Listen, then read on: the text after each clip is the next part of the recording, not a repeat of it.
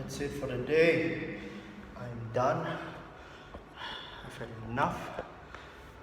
Now I'm just gonna rest and rant about what's going on for the past few weeks. So basically, I don't know if you guys noticed, but I just came off I just backed off in my squats for the past 6 weeks. Mainly because I had that fear, you know. Oh, let's slap. So I had that fear where I kind of like shift. I'm noticing a lateral shift in my squat, so I kind of, you know what, back the hell out, don't do any shit, and try to relearn the squat entirely again. So my strategy was to kind of like see through my weaknesses and see kind of where I lack off along the line of the squat. So as you can see, I'll probably show you a few videos of my recent squat. Has it improved? Sort of, but you know, I kind of want to make sure that everything's okay. So generally, I would say probably about 2 weeks ago, that I kind of slowly put the weights up one by one. I go like 60 and then 100, and I stay at 100. I do variations of it, pause, blah blah blah, to kind of see where I lack off, because I kind of shift to the left side and stuff.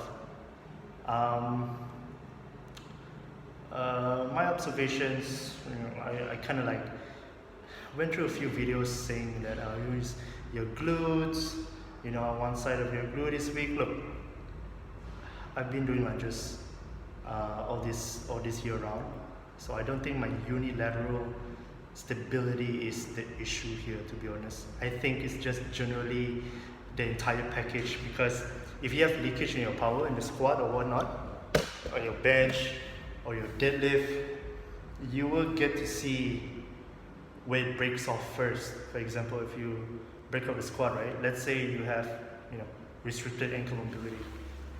Your ankles can't like do this shit, you know. You have limited range of motion, right? I don't know, was it 25 degrees? Who cares? The thing is, when you put your weightlifting shoe, it's magical in a sense, but that doesn't mean that you don't work on your ankle mobility to improve your squat in general. That's one thing I learned. 1, 2, core work. Your abs. Abs, bro. Look at my abs. Right? So you would have to make sure that you do them regularly, even though it is not necessarily a strengthening movement. It is mostly to kind of have your mind-muscle connection to work properly throughout your range of motion when you squat, because when you squat you want to be stable, you don't want to move around, which is why when I recommend it to my clients, I don't ask them to do any form of movement, you know, what do you call this, side bends and all that bullshit. Do not do that, because when you're a real strength, you know, practitioner, not necessarily an athlete, you need to make sure that you do it in a fashion that is rigid, but you move along range of motion. You make sure that you move along. What else am I going to say? Yes. 1, core work. What kind of core work? Well, it really depends. I prefer the what do you call this? The ab wheel thing. I do variations of it. Of course, you never see it in my post because it's so boring. Looking at it, who the hell cares about ab wheel? People care about, you know, 2-plate overhead press and 4-plate bench. You know, that's what Instagram is all about, right? Anyway, look. Thing is, you gotta consistently do your core work at least twice a week, some sort of variation in it. I don't recommend anything that involves any hip movement, any hip flexor movement, leg raises, any form of leg raises, I think it's just kind of bullshit, to be honest. How can you have weak hips when you're already squatting 100, 120 kilo, 140, 50, 60? How can you have weak hips? It's not necessarily the hips, it's just the coordination of your body from your neck all the way down to your body and your glutes and your tailbone, so to speak. That is where the weakness is. The chain of the weakness is not weakness in strength. Dude, come on, man. 20%, who cares? Alright. So it's not necessarily the weakness in a muscle, no, it's the neural coordination that allows you to stay rigid all the time, reminds your body to stay rigid all the time. So when you move, your squat and your deadlift, you're always in a rigid position. So obviously the next thing is, that's the second bit, core work. Third thing is, as I've mentioned earlier, is obviously the unilateral work. When you do your lunges, your walking lunges especially, most of you would feel it in your glute medius. It's actually one of the best ways to do your glute medius work. It's probably the only thing that you have to be good at. You don't really have to be good in anything. You don't have to really do any form of those, what do you call it, clamps. Dude, come on, man. You serious? You know those clamp shit? Do things that make sense. And you know clamps. Where in the world are you gonna clamp your way up? Are you gonna clamp walk to work? Seriously, it doesn't make sense. Okay, you're not gonna lunge to work, but you're probably gonna 2-3 steps flight of stairs, right? So it makes sense if you lunge. So do something that is realistic, in my opinion. I never done it. I've done clamps. When I first done it, I'm like, dude, this is stupid, man. I don't need it. I've never been injured in my life. Okay. Obviously, my squat is not big. My biggest squat is only 170. All right, fine. Okay. I'm not a powerlifter anyway, so I'm not competing.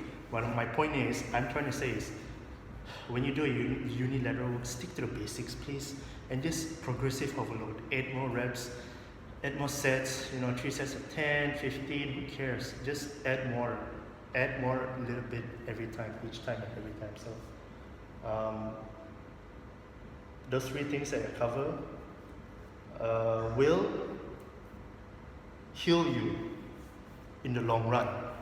It's not necessarily remember, it's not necessarily the weakness in a muscle. It is the entire chain. How you've been moving when you move heavy weight has been exposed once you are, shifting, once you are injured in your knee, blah, blah, blah. But the most important thing is that you carry out your core work. That is the one thing that I've learned from my journey for the previous cycle, where I kind of fucked up. So I backed off. Luckily, nothing happened.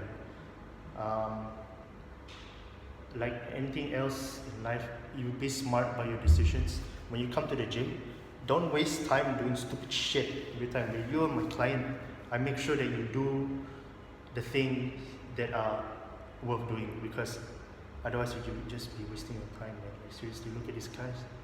Holy shit, bro. I can make money out of you, man.